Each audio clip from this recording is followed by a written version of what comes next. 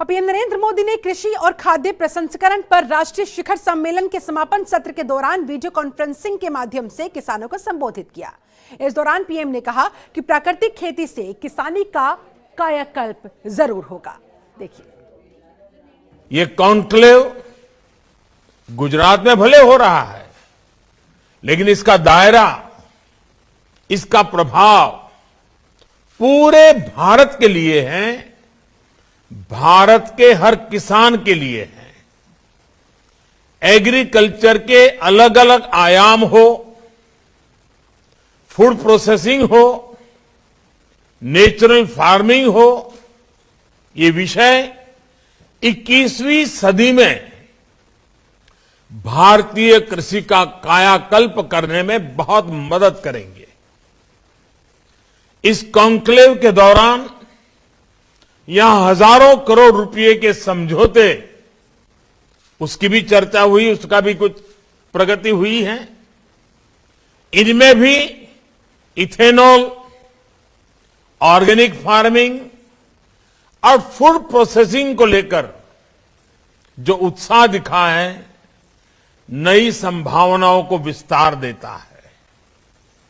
मुझे इस बात का भी संतोष है कि गुजरात में हमने टेक्नोलॉजी और नेचुरल फार्मिंग में तालमेल के जो प्रयोग किए थे, वो पूरे देश को दिशा दिखा रहे हैं। तो मैं आज समय अतीत के अवलोकन का, उनके अनुभवों से सीख लेकर नए मार्ग बनाने का भी है। आजादी के बाद के दशकों में जिस तरह देश में खेती हुई, जिस दिशा में बढ़ी, वो हम सब ने बहुत बारीकी से देखा है। अब आजादी के 100वें वर्ष तक का जो हमारा सफर है, आने वाले 25 साल का जो सफर है, वो नई आवश्यकताओं, नई चुनौतियों के अनुसार अपनी खेती को ढालने का है।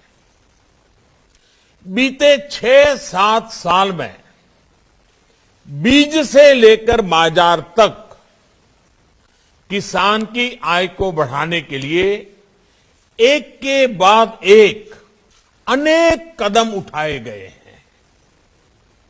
मिट्टी की जांच से लेकर सैकड़ों नए बीज तैयार करने तक, पीएम किसान सम्मान निधि से लेकर लागत का 1.5 गुना एमएसपी करने तक, सिंचाई के सशक्त नेटवर्क से लेकर किसान रेल तक अनेक कदम उठाए हैं।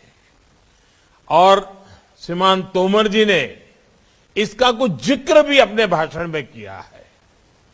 खेती के साथ साथ पशुपालन, मधुमक्खी पालन, मत्स्य पालन और सौर ऊर्जा, बायोफ्यूल जैसे आय के अनेक वैकल्पिक साधनों से किसानों को निरंतर जोड़ा जा रहा है। गांवों में भंडारण, कोल्ड चेन और फूड प्रोसेसिंग को बल देने के लिए लाखों करोड़ रुपए का प्रावधान किया है। ये तमाम प्रयास किसान को संसाधन दे रहे हैं, किसान को उसकी पसंद का विकल्प दे रहे हैं। एक महत्वपूर्ण प्रश्न हमारे सामने है। जब मिट्टी ही जवाब दे,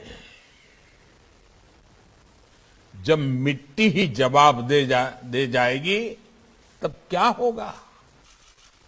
जब मौसम ही साथ नहीं देगा, जब धरती माता के गर्भ में पानी सीमित रह जाएगा, तब क्या होगा? आज दुनिया भर में खेती को इन चुनौतियों से दो चार होना पड़ रहा है। ये सही है कि केमिकल और फर्टिलाइजर ने हरित क्रांति में अहम रोल निभाया है, लेकिन ये भी उतना ही सच है कि हमें इसके विकल्पों पर भी साथ ही साथ काम करते रहना होगा और अधिक ध्यान देना होगा। खेती में उपयोग होने वाले कीटनाशक और केमिकल फर्टिलाइजर हमें बड़ी मात्रा में इंपोर्ट करना पड़ता है। बाहर से, दुनिया के देशों से अरबों खरबों रुपया खर्च करके लाना पड़ता है।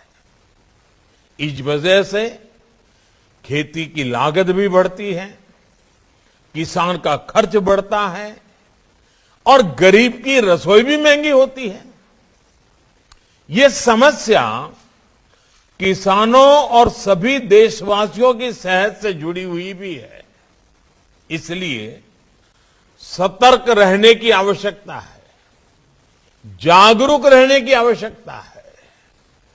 साथियों, गुजरात में एक कहावत है, हर घर में बोली जाती है, पानी आवे तो पहला पाड़ बांधो। पानी पहला पाड़ बांधो है આપણે ત્યાં બધા જ કહેતા હોય છે। इसका तात्पर्य ये कि इलाज से पहले परहेज बेहतर।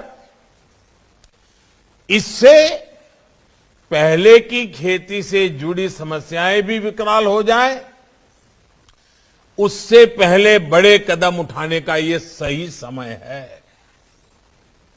हमें अपनी खेती को केमिस्ट्री की लैब से निकालकर नेचर यानी प्रकृति की प्रयोगशाला से जोड़ना ही होगा।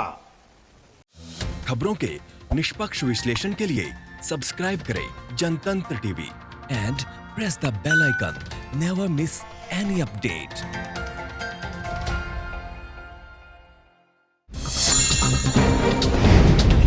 डाउनलोड कीजिए जनतंत्र टीवी ऐप को, जो कि अवेलेबल है गूगल प्ले और ऐप स्टोर पर। अधिक जानकारी के लिए अभी डाउनलोड करें।